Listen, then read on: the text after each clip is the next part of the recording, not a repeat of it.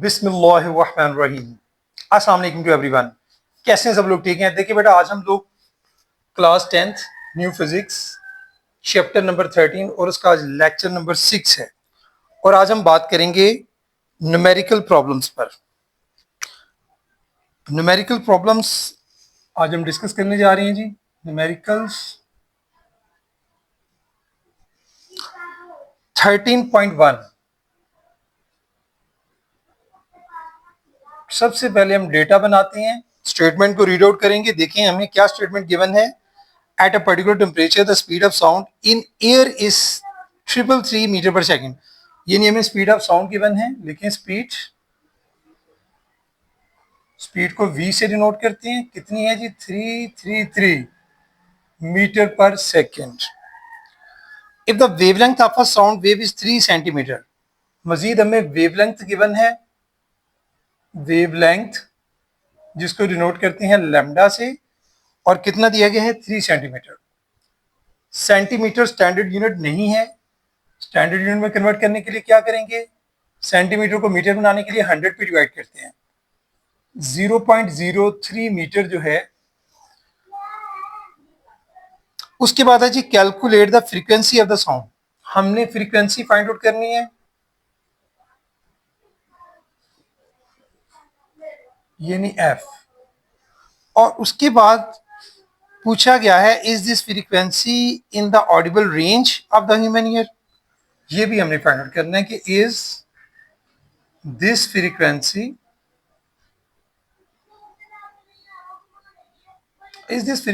in audible range of human ear। ये भी हमने फाइंड आउट करनी। ये हम कैसे फाइंड आउट करेंगे? फर्स्ट ऑफ ऑल हम एफ की वैल्यू फाइंड आउट करेंगे, फिर हम देखेंगे क्या वो ऑडिबल रेंज में है कि नहीं।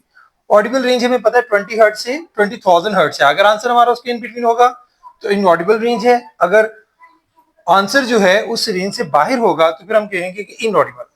सॉल्यूशन में जाते हैं। सबसे पहले हमने एफ फाइंड आउट करना है। क्या करेंगे? As we know that formula apply करेंगे। As we know that v is equal to F lambda. ये फार्मूला अप्लाई होगा जी। इसके लिए एफ हमने फाइंड आउट करना है तो क्या करेंगे? लेमडा दूसरी तरफ जाएगा, यानी v over lambda is equal to f. इसमें हम वैल्यूज पुट करेंगे बाय पुटिंग वैल्यूज। देखें जी, v की वैल्यू है 333, लेमडा कितना है? 0.03। ठीक है, इसके साथ यूनिट लिख लें जी, मीटर पर सेकंड। 0.03 के साथ मीटर और इज इक्वल टू एफ जी। अब कैलकुलेटर पे आप इसको सॉल्व कर लेंगे। यानी हमारे पास है 333 और डिवाइड करेंगे इसको 0.03 के साथ। हमारे पास आंसर आ रहा है जी 11,100। जो मेरे पास आंसर आ रहा है वो है जी 11,100। 11,100 जो है ये हर्ट्स में आपकी फ्रीक्वेंसी यहाँ से हमें हासिल हो जाती है। ठीक है, इसको मजीद अगर आप वैल्यू को थोड़ा सा किलो हर्ट्स में कन्वर्ट करना चाहें तो आप इसको 1000 पे डिवाइड कर सकते हैं। यानी आप इसको लिख सकते हैं 11100 डिवाइडेड बाय 1000। तो ये किस में कन्वर्ट हो जाएगी? किलो हर्ट्स में। यहां तक भी आंसर लिखेंगे तो आपका आंसर ठीक है।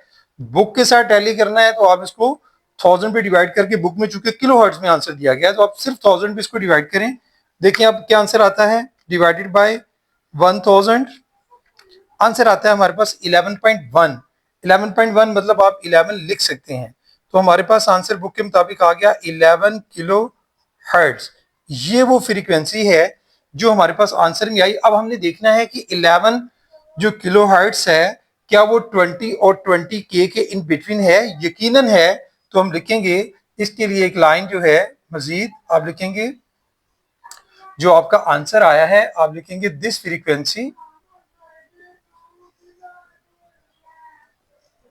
इज इन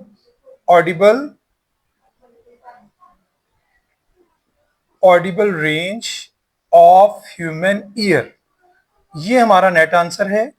ठीक है, इसके एफ फाइंड आउट करने के बाद मैंने आपको बताया था कि हम देखेंगे कि इसका आंसर क्या आता है, यानी ये ऑडिबल है या नहीं, तो ये ऑडिबल रेंज में है। ये था हमारा फर्स्ट न्यूमेरिकल। उसके बाद हम नेक्स्ट 13.2 की तरफ मूव करते हैं।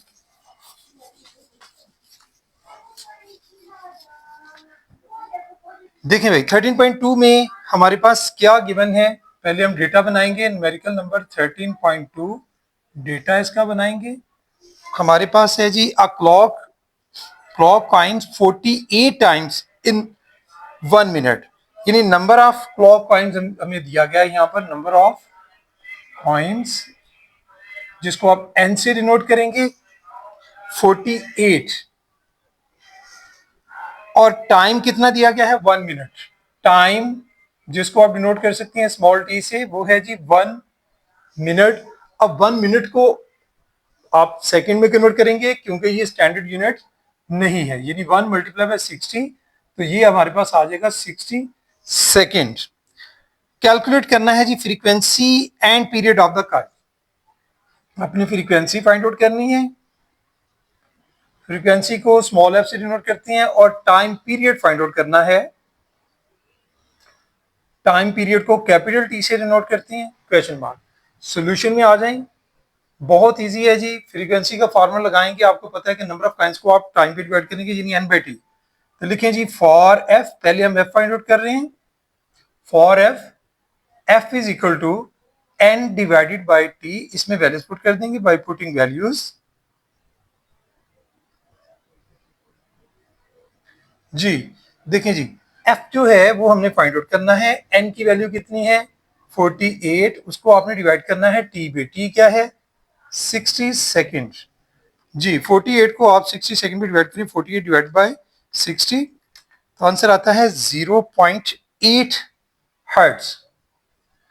0.8 हर्ट्ज। याद रखिए कि ये जो यूनिट होता है 1 बाय सेकेंड जो होता है ना, 1 बाय सेकेंड, ये इसको लिख सकते हैं sign second s to raise पर -1, ये बेसिकली किसके इक्वल होता है हर्ट्ज के।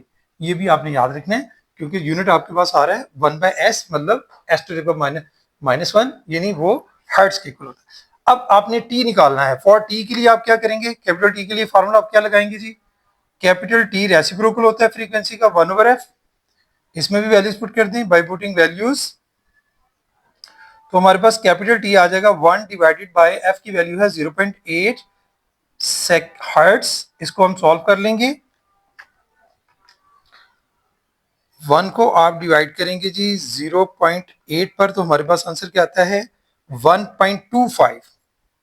जी 1.25 जो है सेकंड हमारे पास, ये आंसर होगा कैपिटल टी का। ये था हमारा न्यूमेरिकल नंबर 13.2। अब नेक्स्ट 13.3 की तरफ मूव करते हैं।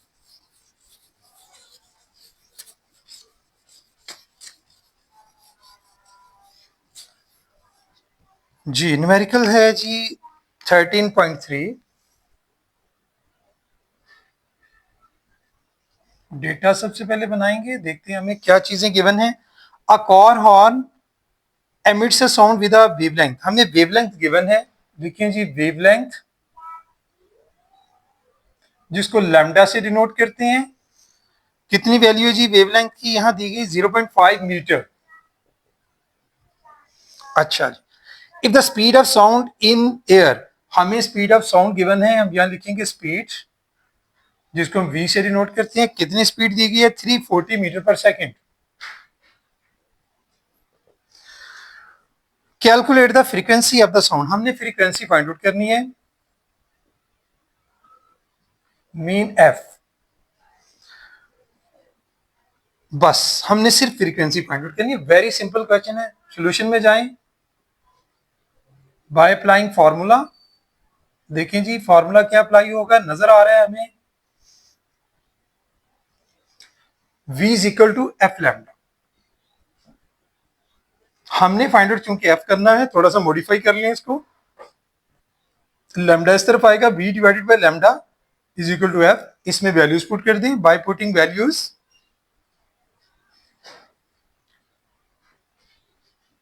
जी v की वैल्यू कितनी है 340 मीटर पर सेकेंड डिवाइडेड बाय लैम्डा की वैल्यू कितनी है 0.5 मीटर, तो ये एफ। ठीक है जी, देखिए पर सेकंड नजर आ रहा है, मीटर वैसे मीटर के साथ कट जाएगा, जैसे मैंने आपको बताया था यूनिट को मॉडिफाई किया करें जब साथ लिखते हैं तो 340 को आप डिवाइड कर दें 0.5 के साथ। देखिए आंसर आ रहा है 680। जो 680 है पर सेकंड जो होता है, मैंने पीछे भी आपको समझाया था, हर्ट्ज के इक्वल होता है 680 हर्ट्ज। ये हमारे पास आंसर होगा न्यूमेरिकल नंबर 13.3 का आंसर होगा। अब हम आगे चलते हैं 13.4 की तरफ। 13.4 में देखते हैं क्या स्टेटमेंट है। न्यूमेरिकल नंबर 13.4 डेटा सबसे पहले बनाएंगे। अब wave travels with the speed of 500 metre पर सेकेंड। हमें स्पीड गिवन है, स्पीड को किससे नोट करते हैं, v से। कितनी स्पीड है जी, 500 मीटर पर सेकेंड, 500 मीटर पर second, and has a wavelength, और हमें वेवलेंथ भी गिवन है। लिखिए जी वेवलेंथ, और वेवलेंथ को किससे डिनोट करते हैं, लैम्डा से। तो लैम्डा किसके इक्वल है जी, आपका 2 मीटर। देन आगे देखें, calculate the time period of the wave. आपने टाइम पीरियड फाइंड आउट करना है जी वेव का। Time period mean capital T find out करना है। अब वैल्यू जो हमें गिवन है v और लैम्डा है, कैपिटल टी जो है time period direct find out नहीं कर सकते। उसके लिए पहले हमें क्या फाइंड आउट करना पड़ेगा, हमें पहले स्मॉल f यानी फ्रीक्वेंसी फाइंड आउट करनी पड़ेगी। हम लिखते हैं यहां पर for T, first of all we have to find f। f हम आसानी से निकाल सकते हैं v is equal to f lambda वाले फॉर्मूले से, यानी v is equal to f lambda. f निकालने के लिए क्या करेंगे, मॉडिफाई करेंगे फार्मूले को, ये आ जाएगा v divided by lambda is equal to f। इसमें वैल्यूज पुट करेंगे बाय पुटिंग वैल्यूज जी। v की वैल्यू कितनी है, v की वैल्यू है 500 मीटर पर सेकेंड, डिवाइड करना लैम्डा पे, लैम्डा की वैल्यू कितनी है 2 मीटर। वही पीछे की तरह मीटर मीटर से कैंसिल हो जाएगा, 500 को 2 पे डिवाइड करेंगे 250 आएगा, और 250 पर सेकंड मीन यानी हर्ट्ज, 250 हर्ट्ज। ये हमारे पास f की वैल्यू आ गई है। अब हम लोग जो है वो t कैपिटल T आसानी से निकाल सकते हैं, क्योंकि कैपिटल T और f दोनों एक दूसरे के रेसिप्रोकल होते हैं। तो फॉर t यानी कैपिटल T के लिए फॉर्मूला क्या लगेगा, t is equal to 1/f। इसमें वैल्यूज पुट करते हैं बाय पुटिंग वैल्यूज जी। तो capital T is equal to 1/f। f की वैल्यू कितनी आएंगे 250 हर्ट्ज। इसको यानी 1 को डिवाइड करेंगे आप 250 पर, 1 डिवाइडेड बाय 250, तो आंसर आता है हमारे पास 0.004, 0.004। अब हर्ट्ज, चूंकि मैंने आपको पीछे भी समझाया था कि हर्ट्ज किसके इक्वल होता है, पर सेकंड के। इसको जब उठाकर ऊपर लेके जाएंगे तो क्या बन जाएगा, सेकंड सिंपली, ठीक है। नीचे पर सेकंड है, ऊपर सेकंड में, यानी कैपिटल टी की वैल्यू यहां से हमें सेकंड में फाइंड आउट हो गई। ये था हमारा जी न्यूमेरिकल नंबर 13.4। अब नेक्स्ट की तरफ मूव करते हैं।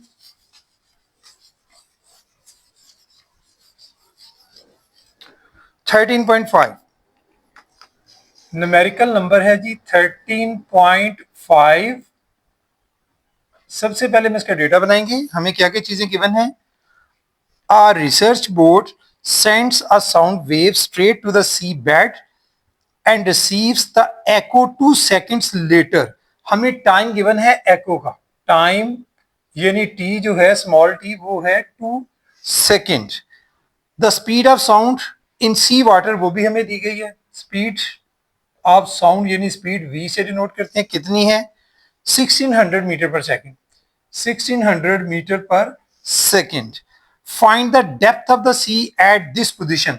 आपने डेप्थ फाइंड आउट करनी है, ठीक है, डेप्थ ऑफ द सी ये आपने फाइंड आउट करनी है।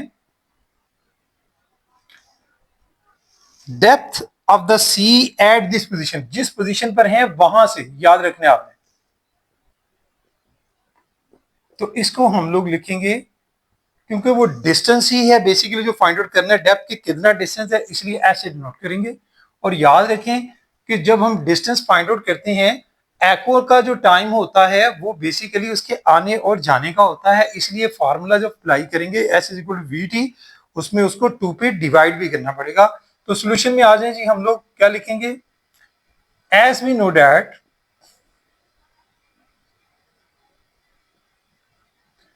एस यहां पर किसके इक्वल होगा, s is equal to v t होता है, लेकिन उसको किस पे डिवाइड करेंगे, एको वाले फॉर्मूले में। जब एको का जिक्र होगा तो आपने ये फॉर्मूला अप्लाई करना है, क्योंकि डिस्टेंस जो आने और जाने का होता है, मतलब यहां से आपने एको को भेजा है, ये सी बैठा है, तो यहां से यहां पर जाने के बाद वो वापस आती है, लेकिन डिस्टेंस जो है वो बेसिकली पहले तो फाइंड आउट आपको ये सारा होगा आने और जाने का, लेकिन आपको चाहिए ये डिस्टेंस, तो ये डिस्टेंस जो है बेसिक हाफ होगा, तो इसलिए s is equal to v t divide by 2। इसमें वैल्यूज पुट करते हैं by putting values.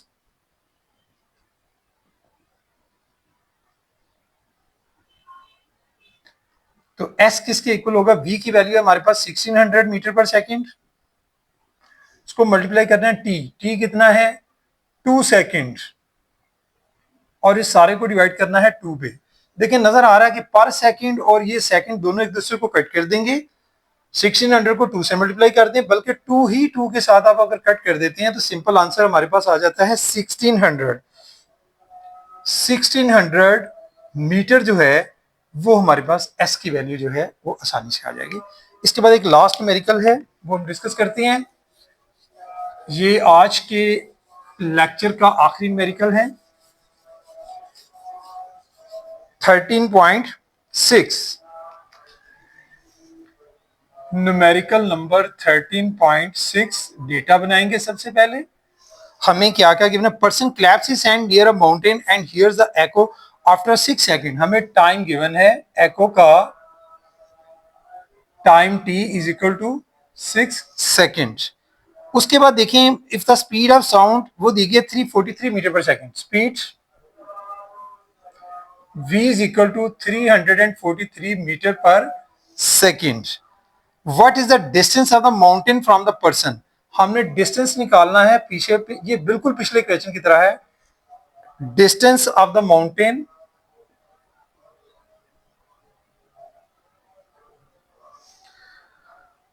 From the person, from the person, तो हम किससे डिनोट करेंगे, एस से, बिल्कुल पिछले क्वेश्चंस की तरह भाई, क्योंकि ये टाइम किसका दिया गया है, टाइम एको का दिया गया है, तो एको का टाइम जब भी दिया जाएगा वो टकराकर वापस आएगी, मतलब माउंटेन के साथ टकराकर, तो हमारे पास जो टाइम है वो बेसिकली डबल में है, और जो स्पीड है वो दे दी गई है। हम लोग जो डिस्टेंस निकालेंगे वो पहले हमारे पास आएगा आने और जाने का, बाद में हमारे पास जो है वो एक्चुअल डिस्टेंस हासिल होगा 2 पे डिवाइड करके, इसलिए हम डायरेक्ट फॉर्मूले में डिवाइड बाय 2 करेंगे। सोल्यूशन में आ जाएं बाय अप्लाइंग फॉर्मूला,